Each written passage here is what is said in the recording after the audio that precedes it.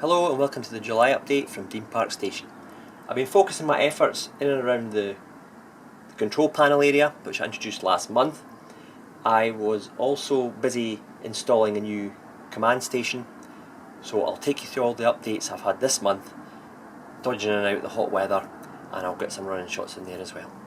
Hope you enjoy. Any questions, please get in touch.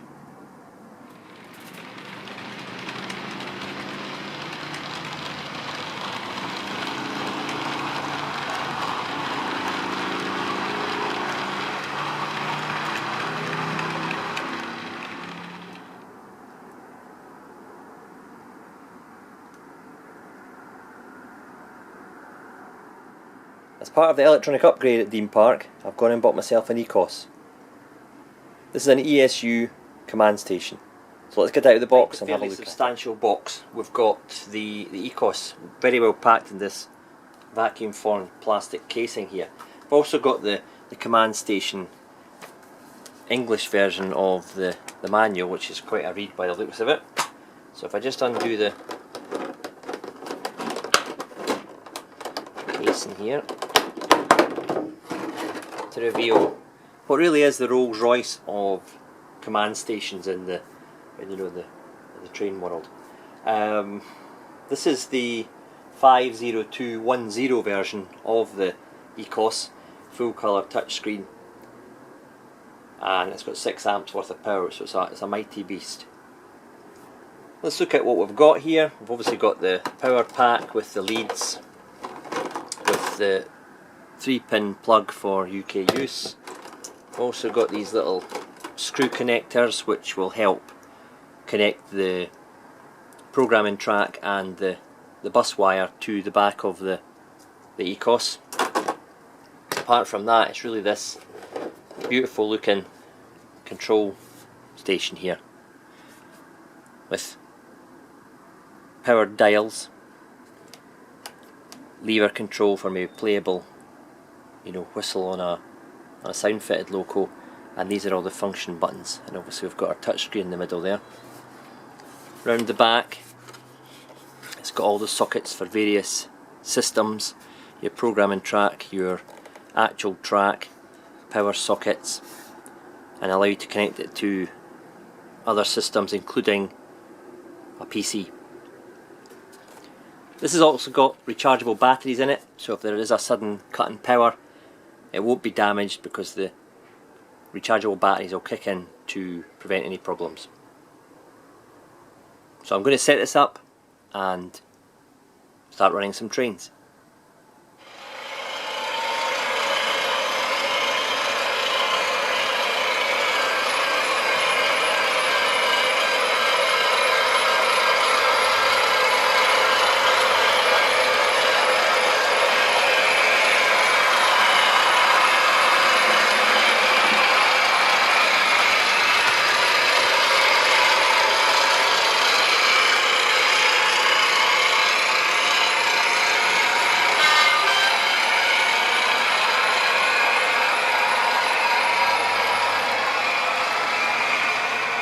On start up, it takes quite a while to load up. It really is in essence a mini computer. It's not just a controller. There's a lot of software in here. It opens up at the controller screen, and you've got 2 dials, one each side, and they're powered. And they're such tactile and easy to use controllers. They've got a nice feel to them, a German feel to them. A German build quality. If you've got a sound fitted loco, you can do the playable horn, as you can see there from the 20. If you want obviously to program more locos in, that's very easy. So far I've programmed all my locos in. I've not had to do anything to the decoders and the locos themselves. It's all been, that's all written on the actual loco. It's just getting them listed in here is taking a while, and I've got all my locos here. So let's just, for example, and I've got a little stylus to press, but I'll just use the finger just now. There's the apt-e, and it's a sound fitted loco, so what I'll do is I will fire up the sound, as you can hopefully hear it firing up in the background. And what I've got down the side here is a list of icons. If I've not chosen what icons to have, which I'll show you in a minute, it just comes up as F. Now, wee bit of playable horn there. Okay, let's just turn the sound off. Now this top one here is always F0, and that's obviously usually the lights, F1 and so forth. If I want to stop, in the case of an emergency stop, obviously the stop button here, and there's a go button just at the bottom of the screen which you can't see, and it's the go button. If I move out slightly for it to let you see the functions. There, I've down the side there, I've got all the functions, and I've put these little icons in, and there's a massive list. For example, I've got the cab door there, so it's a little kind of speaker of a cab door. It takes a while to work out what some of them actually are, by the way. I've got fan, I've got people speaking, or maybe the guard speaking, but there is a function in this where people actually speak from inside the carriages. There were some of you who are watching this thinking, why has he moved away from the Hornby Elite and the Railmaster? They are good packages and good systems, but I was finding for a while that because I've got 5 main running lines and plus others, possibilities around about the station, I was struggling to control the trains quickly enough. So what I've basically got with the new system is I've got 2 trains that I could control, obviously in front of me, quite straightforward and easily. But if you go to multi, you can then choose other locomotives. So I might go to select, and then it'll bring up, and so let's just say that one there. So now I've got 2 there, and I could obviously do this, go to select, choose another one. So I could very quickly shift between all 3 of them, and it will show the running characteristics here. So if it's going to move full speed, that will be fully green. If it's going half speed, etc. And I can change direction and use the actual wheels to control each individual one, depending on which one's highlighted in the yellow. You always see that there, it changes slightly as they move up. So I can actually have 1, 2, 3, 4, 5 on this side and 5 on that side if I really want to go to the maximum manageability of controlling trains. So I'm looking at operating, sometimes I've got 2 trains on each line of the upper loop, so that's 4 trains, and then I've maybe got another 3 on the lower ones, plus the ones coming into the bay platforms at the station. So I need more than just the capabilities of 2. I felt it was quite cumbersome with the Elite to click select, go all through the rigmarole, and then quickly get back to another one.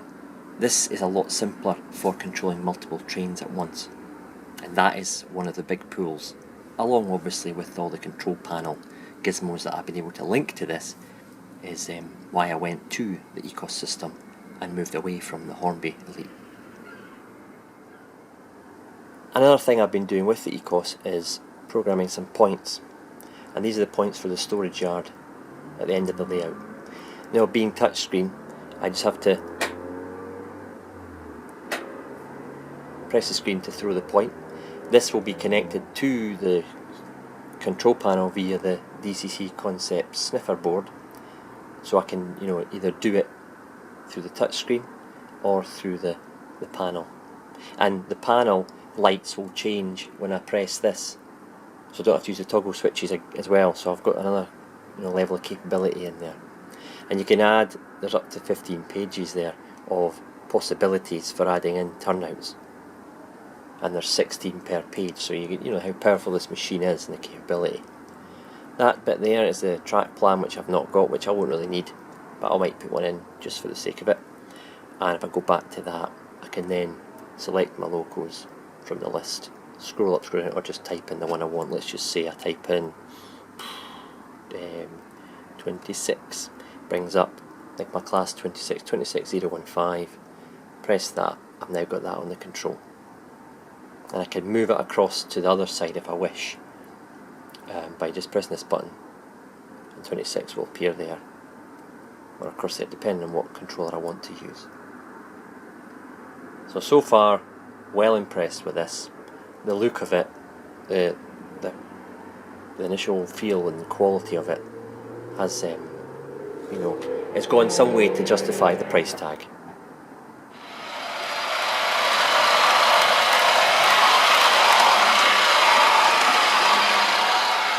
Okay, this is the control panel, or the start of it anyway. I've put together a kind of frame. It's the same kind of design that I used at the opposite side of the layout for the TMD section. I've fitted a ply kind of shelf there, if you like, and in that area here will be all the workings. Up the top I've got the two alpha mimics, and the sole purpose of these will be to light the LEDs on the display to show the route that the turnout is set at. These sockets here, there's 24 on each, 2 per point if you like, so I can power up to 12 sets of 2 LEDs there, and we've got the same here.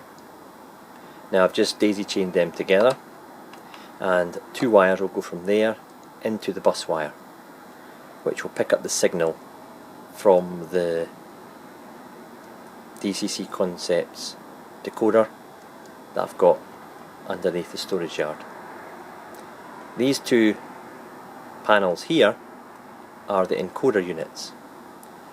This wire here goes to my ECOS via a sniffer device, so it's just like an interface, so I can control it on my ECOS as well as at the control panel. These are daisy chained together as well, and they don't need to be powered if you're using DCC, because you'll get the power from the controller, etc. Along the bottom here we've got sets of sockets for the toggle switches, so 1, 2, 3, 4, 5, 6, 7, 8, 9, 10, 11, 12. I can power or control 12 toggle switches from that, and obviously another 12 from that. My storage yard has 16 toggle switches. A lot of the turnouts I'm controlling with one toggle. Obviously the ones that face each other I'm firing at the same time, so they've just been assigned the same number. Okay, how this actually works is a bit of witchcraft to me. However, I've been assured that it's simple. When you fire a toggle switch, this board will understand which one has been fired, because they'll be given an address, and I'll address that. My storage yard is sector 100 upwards, so that'll be 100, 101, 102, 103, 104, 105, 106, and so on and so on. And because I've daisy chained them together, when I assign that one number 100, it then just puts them all in order. The same happens with this on the Mimic board. I've got sockets number 1 left and right, 2 left and right, etc, etc. I assign this one 100, that becomes 101, 102, 103, 104, 105, and so on. And because it's daisy chained, it continues on to that. So I only have to program one socket, and the rest will just follow the sequence. And from the control panel, which will fit on top of this, the toggles go to there, the LED leads, which there will be quite a few of them, go into here. That goes to your bus wire, that goes to your your controller, etc, into the DCC system, and it should all just talk to each other. That's the theory anyway.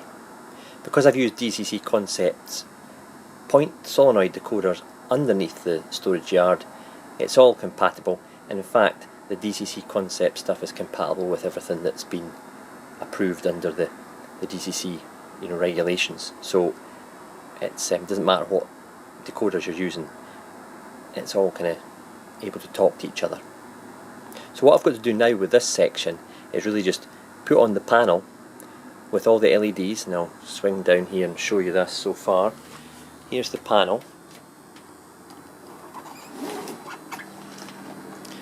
Okay, now this has been laser cut or laser etched, and the LEDs, the dual coloured LEDs are there. So let's just look at point 100. It's going to be the red or it's going to be green, depending on which way the point is set. With the ones, I'm sorry for the reflection here, with the ones say 102, they're 2 facing points, these 3 LEDs are required, they're not 4 required, so it's either going to be, these 2 are going to be green and that's going to be red, or that's going to be green and those 2 are going to be red. And again, the Mimic board will work that out depending on which way the toggle and the turnout has been switched.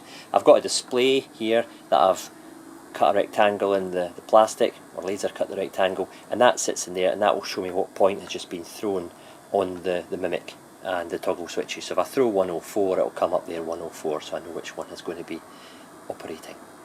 If I take a quick look at the back of this, the day they invent wireless stuff and it becomes affordable and cost effective for every item will be the day that I just, you know, sigh with relief, because the amount of wire that goes under a layout and in bits and pieces of a layout is really astonishing. So we're still putting up with wires, unfortunately, and obviously I've got all my LEDs coming from there, and they just go into these little sockets there, and they'll go into the mimic board. Where I've got, for example, the 3 LEDs, sometimes have to, or there you go there, there's only 2 sockets, so 2 go into one, and that one will go into the mimic board. So obviously I've had to go, they'll be the ones that operate the same, so they might be the 2 reds to green, or 2 greens to red, and they'll just socket into the correct addressed plugs on the mimic board.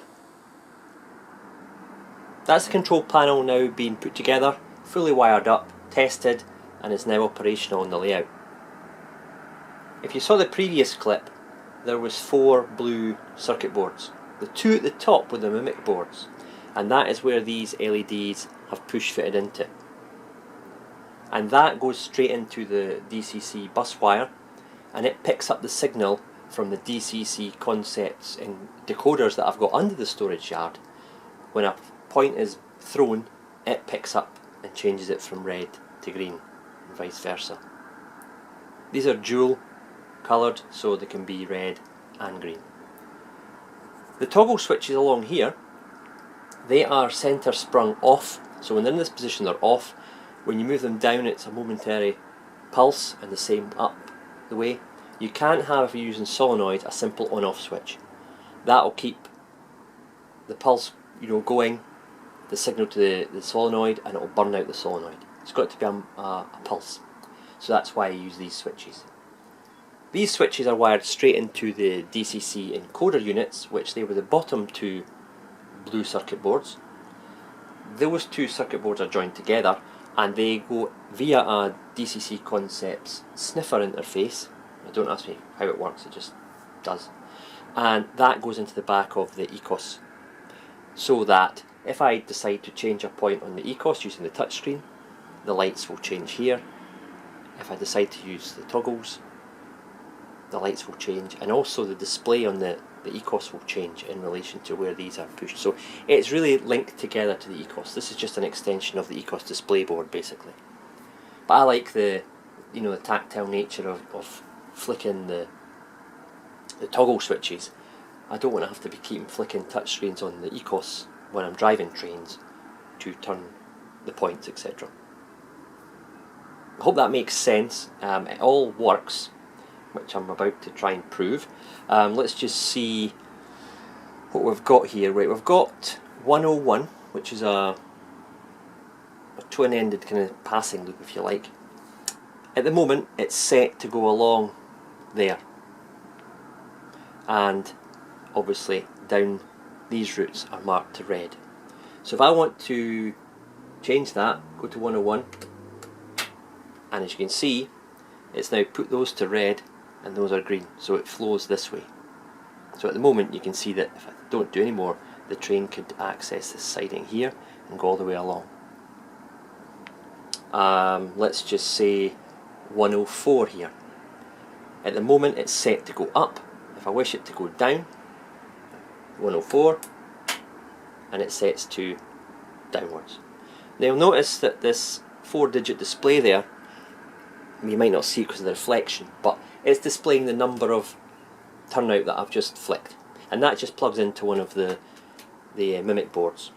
Okay, so it's very simple, nice little push fit. I've cut a hole there and I've just pushed it into place, and that will tell me where the turnout, or what turnout has been pushed. 108, 108, done. Simple. Before I forget, a lot of this has been influenced by Mike at Hope Park Junction. He had this system up and running. He showed me how he used it, and basically he talked me through how to do all this, so a lot of credit to Mike. Also, DCC Concepts are excellent at replying to any email questions. How daft they may seem to you, they're very good at replying to you in as simple terms as possible. If you're not an electronics head like myself, I am not really up in all the terminologies and stuff, but it's been easy to install. So if I can do it, there's no reason why anyone else can't have a good bash. And even the pigeon on the roof thinks so. Another thing I've done is I've added this shelf underneath the control panel, and this shelf's purpose will be for the rolling roads, which I'll hopefully eventually have 2 of. For running locals in and programming and stuff. You've seen this before on previous videos. It's just got a DCC concept rolling road there, and I can flick between DC and DCC depending on what I want to do, either program, run it in on DC, etc. I'll be moving my DC controller into here. It's currently behind the Pico control panel up the top left, my original one. That'll be getting shifted down because it controls the points as well at the moment. But when I upgrade everything to the DCC concept stuff, that will be brought back down here. The power pack there, you can see the very corner there, is for the sniffer port, the sniffer board, and that's just an interface between the encoders which are above you and the ECOS control system. And if I was just to move the camera back ever so slightly, you might be able to see inside there you've got the wiring coming from the toggles going into the orange type sockets, and just above those you've got all the mimic boards, and that's where the wires with the yellow bits of tape on, which I've left numbers on, are going. And from the front you can't see any wires. So this section's also kind of going to be a test area for trains as well.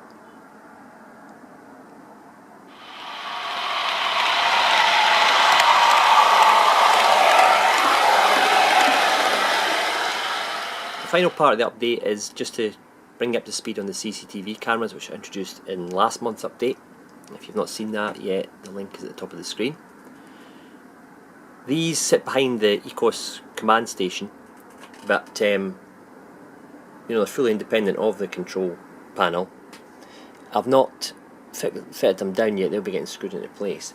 I did have 3 cameras covering 3 aspects of the storage yard: the east end and the central parts. Now if you look at this, this is the gantry, this one, so that flicks between the 2 cameras on the gantry. I'll just hold it down there.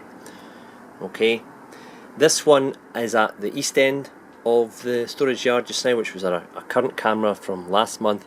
I've now added in the entrance cam for coming in from the lower area, and that will allow me to see when the sidings are full, there, and down at the bottom there, and also how far the train has to come.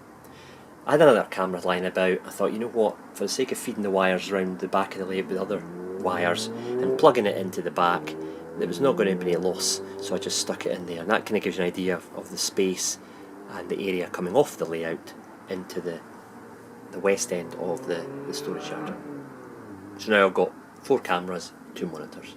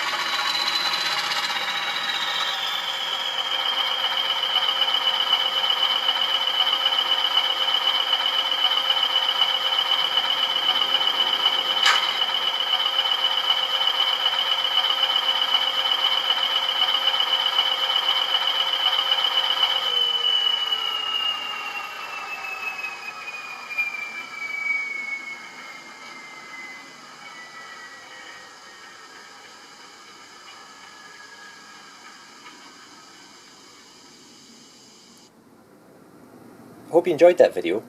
If you have, why not check out one of my earlier videos? Or if you'd like something from the Network South East region, click on Richard from Everard Junction. The links are on the screen.